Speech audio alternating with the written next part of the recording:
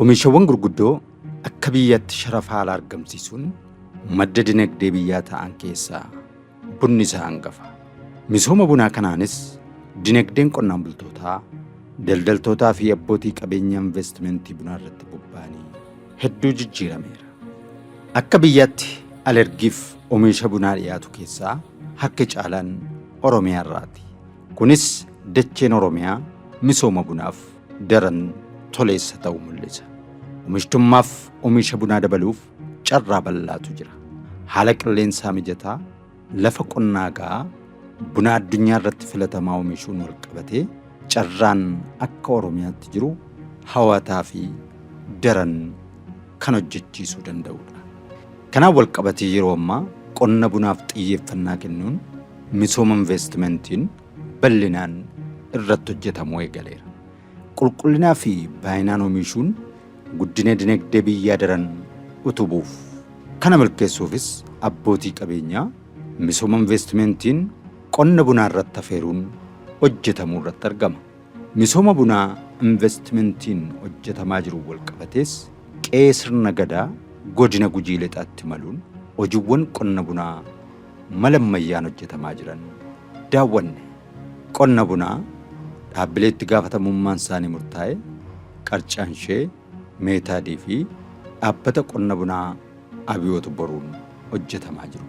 Qonni bunaa dhaabbilee kanneeniin hojjetamaa jiru gara hektaara 1,350 olitti tilmaamama.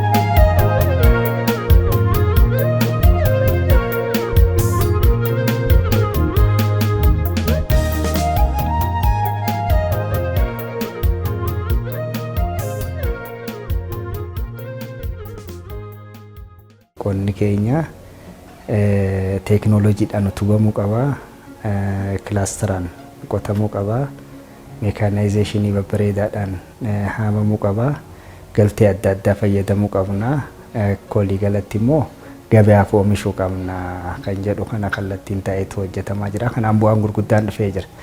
Kana keessaa inni guddaa fi olaanaan tokko buna. Buna irratti mootummaan keenya xiyyeeffannoo addaa kennee jira. Tokkoffaa qulqullina irratti xiyyeeffannoon addaa kennamee hojjetamaa jira.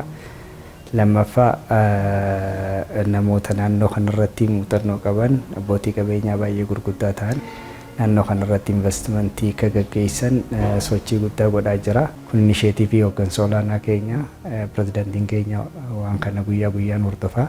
Ammaan tana piroosesaa hunda xumurree boordiif dhiyeessuuf deemna jechuudha. Waliigala baroota 2-3 booda investimentii akka Israa'el dagafaa sana hedduu ta'e Oromiyaa keessatti agartan jechuudha. Mootummaan faayinaansiidhaan ni deeggara. Faayinaansiin deeggaruu qofa osoo hin ta'in maashinoota isaan dhimma kana pirooses gochuudhaaf isaan barbaachisu kallattiidhaan biyya alaatii akka galfatan deeggarsa barbaachisaa ta'een godhaa fi investimentiin bunaa kuni akka gaariitti babal'achuu qaba jedhee mootummaan keenya fedha waan qabuuf kan kaleessa jiru akka gaariitti bal'isuudhaaf kan biraa muuxannoo karraa fudhatu gochuudhaaf egaa muuxannoo fudhatan immoo akka gaariitti pilaanteeshiniin isaa akka bal'atu investimentiin isaa akka bal'atu maashinoonni buna miican hedduun akka galan goonee jirra. Miicuu qofa osoo hin ta'in kan akaawanis galchinee jirra. Kan akaawuu qofa osoo hin taane kan daakee tolchee bareechee ergus in number xiqqaa ta'us akka galu goonee irra adeemsa keessa immoo kana bal'isaa deemne. Abbootiin qabeenya haayilii koomitir ta'anii jiran. Qonnaan bulaan keenya onneen addaa keessatti uumameera. Qonnaan bulaa onneen addaa keessatti uumame abbootii qabeenyaa mooraalii qaban kana immoo mootummaan keenya haala mijataa uumee fi lafa akka argatan, faayinaansii akka argatan, paawarii akka argatan, birookiraasiin akka irraa caccabu, zan eega oomishan immoo gabaa gaarii akka argatan, zan qulqullinaan immoo oomishuu akka qaban leenjii akka argatan deeggarsa barbaachisaa ta'e taasisaa jira. Kana keessatti nus qooda akka biirootti qabnu baachaa jirra jechuudha. Walittiinee hojii hojjechaa jirra jechuudha. Buna warra biqilaa dhaabaniif iddoo lafa kennu, faayinaansii dhiyeessu, zan gagee immoo akka piroosesa godhan gochuu irratti investimantiidhaan utubuu irratti hojii guddaa hojjechaa jirra.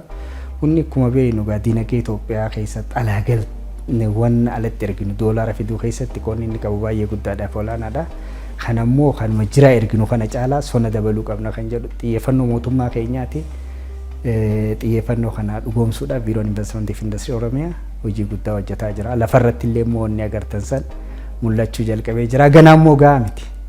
Ganaa gahaa miti isa itti dabaluutu nurra jiraata jechuudha. Itti dabaluu nurra jiraata yeroo gabaabaa keessatti buna jiraas lakkoofsaan guddaa oomishna. Zanaftar piroosesan goona. Zan akka gaariitti ni ergina. Doolaara gaariis akka irraa ergannu waa shakkiin qabu.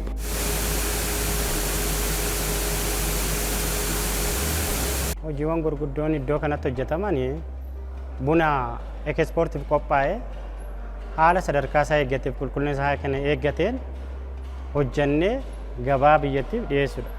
Bunni kun gizee alaa dhufu saayitoota irraa dhufa gara eksportii hoggaa dhufa iddoo arrivaalii galaa arrivaal irraa ka'ee reeshoon laatamee sadarkaa maashinoota keessa darbee haga dhufee soorteeks irratti buna caccabaa fi buna hadii, buna gurraacha adda baasee qullaa'ee dhufee gara eksportii piroodakshinii kana erga dhufee booda amma baay'ina isaa qulqullina isaa eegameen sadarkaa isaa kennamee fi gabaa biyyaaf oola kana keessa darba.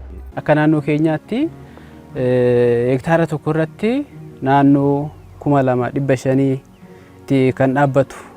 Garuu teekinooloojii kanaan hektaara tokkotti amma gara 5,000 haga 6,000 dhaabuun danda'amee jira. Kanarraa ka'ee hektaara tokkorraa kumtaala 5 haga 10 kan argatamaa ture. Bara baranaa kanatti hektaararraa naannoo 60 ol argachuun danda'amee jira. Kun immoo biyyoota adda addaa biyyoota kan akka Biraazil irraa kan fudhatame isaan 120 gahanii jirani. Dhaabbanni kunillee isaanirraa muuxannoo fudhachuudhaan gara fuulduraa gara 120 sanatti maaf hin deemnu kan jedhuuni irratti hojjetamaa kan jiru ta'uu isaati.